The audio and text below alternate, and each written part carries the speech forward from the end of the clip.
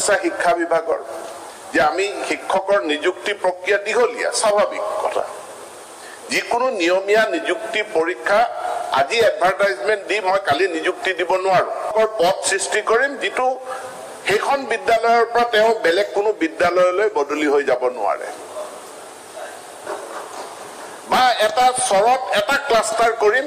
তেওঁ সেই চৰটোৰ ভিতৰতে এখন স্কুলৰ পৰা আন এখন স্কুললৈ যাব পাৰিব কিন্তু তেওঁ ধুবুৰী টাউনলৈ ওলাই আহিব নোৱাৰে আৰু ওলাই আহিবলৈ হলে তেওঁ চাকৰিটো পদত্যাগ কৰি থৈ আহিবলৈ এই অঞ্চলৰ যদি কোনো আবেদনকাৰী প্ৰাৰ্থী থাকে সেই প্ৰাৰ্থীক 5 নম্বৰ বা 10 নম্বৰ এক্সট্ৰা নম্বৰ দিয়াৰ কাৰণেও ব্যৱস্থা কৰিম যাতে সেই অঞ্চলৰ লৰাই চাকৰি পায় এই দুৰ্গম অঞ্চলৰ বিষয়টো উত্থাপিত হৈছে আমি সকলোৱে জানো যে আমাৰ ষ্টেটৰ পিটিআৰ ভাল কিন্তু নিৰ্দিষ্ট কিছুমান স্কুলৰ পিটিআৰটো বেয়া ছাত্ৰ ছাত্ৰীৰ অনুপাতে শিক্ষক নাই ইয়াৰ কাৰণে ৰেচনেলাইজেচনৰ প্ৰক্ৰিয়া লোৱা হৈছে আৰু ৰেচনেলাইজেচনৰ দ্বাৰা আমাৰ তথ্য মতে আমি বহুখিনি সমস্যা শিক্ষকৰ নাটনিৰ সমস্যা সমাধান কৰিবৰ কাৰণে সক্ষম হৈছো প্ৰত্যেক জিলা আয়ুক্তৰ লগত এজন অতিৰিক্ত জিলা আয়ুক্ত ইনচাৰ্জ এডুকেশ্যন থাকে জিলা শিক্ষা বিষয়া সকলো আছে মই মাননীয় বিধায়কসকলক অনুৰোধ জনাম যে নিৰ্দিষ্ট কোনো বিদ্যালয়ত যি শিক্ষকৰ নাটনি আছে হেতু জিলা আয়ুক্তক অৱগত কৰিব শিক্ষকৰ নাটনি কিয় হয় মোৰ ষ্টেট পিটিআৰ আজিও এলপি স্কুলত 20:1 প্ৰতি 20 জন ছাত্ৰ ছাত্ৰীৰ বিপৰীতে এজন শিক্ষক আছে কিন্তু তাৰ পাছতো কিছুমান বিদ্যালয়ত শিক্ষক নাই তাৰ মানে আমাৰ শিক্ষকসকলে কিছুমান অঞ্চলত পিছপৰা অঞ্চলবিলাকত ভিতৰুৱা অঞ্চলবিলাকত শিক্ষক তেওঁলোকে শিক্ষকতা কৰিবলৈ যাব নিবিচাৰে দ্বিতীয় এটা কথা হ'ল যে আমাৰ শিক্ষকৰ পদটো তাৰ কেডাৰটো জিলা ভিত্তিক গতিকে শিক্ষক এজনৰ বদলীকৰণ এখন জিলাৰ পৰা আন এখন জিলালৈ নহয় সচৰাচৰ পুলিচৰ চাকৰি হি ষ্টেট কেডাৰ গতিকে তেখেতৰ পোষ্টিং হদিয়াৰ পৰা ধুবুৰীত হ'ব পাৰে কিন্তু শিক্ষকৰ চাকৰি জিলা ভিত্তিক গতিকে এখন জিলাৰ পৰা আন এখন জিলালৈ বদলি কৰাত আইনগত যেহেতু বাধা আছে তাৰ কাৰণে শিক্ষক বদলীকৰণৰ 2017 চনত এখন বিল আনিব লগা হ'ল এখন আইন আহিল যিখন আইনৰ অধীনত যদি শিক্ষক বা শিক্ষয়িত্ৰী গৰাকীয়ে 10 বছৰ সম্পূৰ্ণ কৰে তেতিয়া হলে তেখেতে নিজৰ ঘৰৰ জিলাখনলৈ বা ওচৰৰ জিলা এখনলৈ বদলি হ'ব পাৰে মাননীয় উপাধ্যক্ষ মহোদয় এটা অনলাইন পোৰ্টেলৰ জৰিয়তে কোনো ফাইল নোহোৱাকৈ আমি প্ৰায় 35,000 শিক্ষকৰ বদলীকৰণ ইতিমধ্যে সম্পূৰ্ণ কৰিছো এতিয়া ধুবুৰী মানকাছাৰ বৰপেটা আদি জিলাত কৰ্মৰত শিক্ষক যিসকলে 10 বছৰ সম্পূৰ্ণ কৰিছে তেওঁলোকৰ যদি পোৰ্টেল খোলা যায় অনলাইন পোৰ্টেলত লিখা আছে ট্ৰান্সফাৰ এপ্ৰুভড কিন্তু subject to release মানে release to hobo subject to replacement karon aji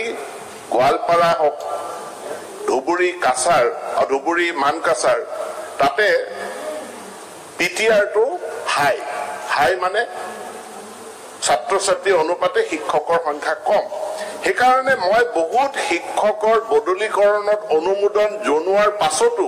তেওঁলোকৰ ৰিলিজ অৰ্ডাৰটো দিয়া নাই কেতিয়া তেওঁলোকৰ ৰিপ্লেসমেন্ট পাব অৰ্থাৎ নতুন শিক্ষক আহিব তেতিয়া হলেহে তেওঁলোকে ৰিলিজ অৰ্ডাৰ লৈ তাৰ পৰা যাব পাৰিব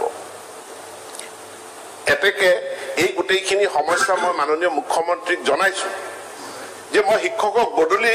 এপ্ৰুভ কৰিছো কিন্তু মই ৰিলিজ দিব পৰা নাই কাৰণ তাত বিকল্প অন্য এজন শিক্ষকক আমি নিযুক্তি এতিয়া দিব পৰা নাই দ্বিতীয় এটা সমস্যা কোত আছে শিক্ষকসকল যাব নিবিচাৰে দুৰ্গম অঞ্চলবিলাকত এনেকুৱা বহুত চহৰ অঞ্চল আছে যত কোনো শিক্ষকে তালে বদলি হৈ ৰেচনেলাইজ হৈ যাব নিবিচাৰে গতিকে সৰ্বশক্তি প্ৰয়োগ কৰে বিভিন্ন ধৰণৰ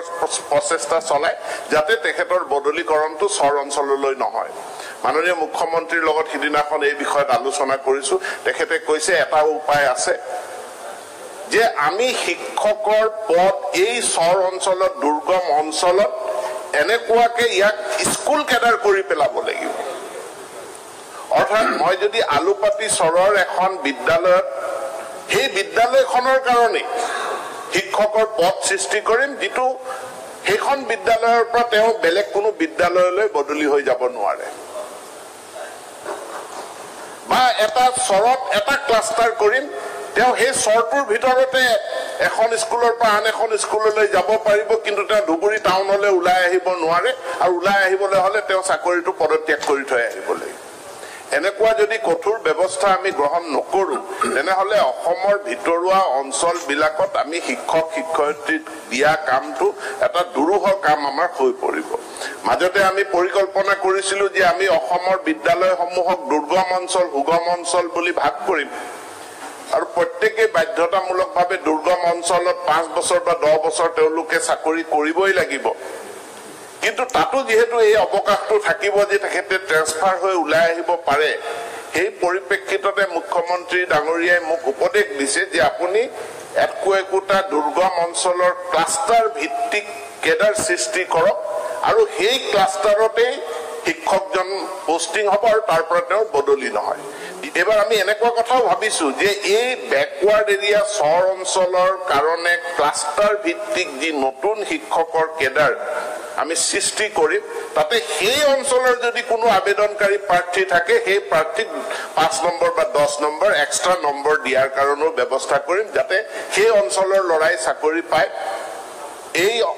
দুৰ্গম অঞ্চলৰ লৰাই যাতে চাকৰি পায় আৰু তেওঁ নিজৰ গাঁৱত নিজৰ অঞ্চলত তেওঁ যাতে শিক্ষকতা কৰে ইয়াৰ জৰিয়তে আমি এই শিক্ষকৰ নাটনিৰ সমস্যা দূৰ কৰাৰ কাৰণে চেষ্টা কৰিছো আন এটা সমস্যা শিক্ষা বিভাগৰ যে আমি শিক্ষকৰ নিযুক্তি প্ৰক্ৰিয়া দীঘলীয়া স্বাভাৱিক কথা যিকোনো নিয়মীয়া নিযুক্তি পৰীক্ষা আজি এডভাৰটাইজমেন্ট দি মই কালি নিযুক্তি দিব নোৱাৰো স্বচ্ছ নিকাভাৱে তাৰ পৰীক্ষা অনুষ্ঠিত কৰিব লাগিব পৰীক্ষা অনুষ্ঠিত কৰাৰ পাছত আমি ডকুমেন্ট ভেৰিফিকেশন কৰিব লাগিব কোন সিংহানিয়া ইউনিভাৰ্সিটি কোট এখন তেখেতে অনা বিএডৰ সাৰ্টিফিকেটখন জেনুইন হয় নে নহয় ইউনিভাৰ্সিটি পাস কৰা সাৰ্টিফিকেটখন জেনুইন হয় নে নহয় এটো পৰীক্ষা কৰিব লাগিব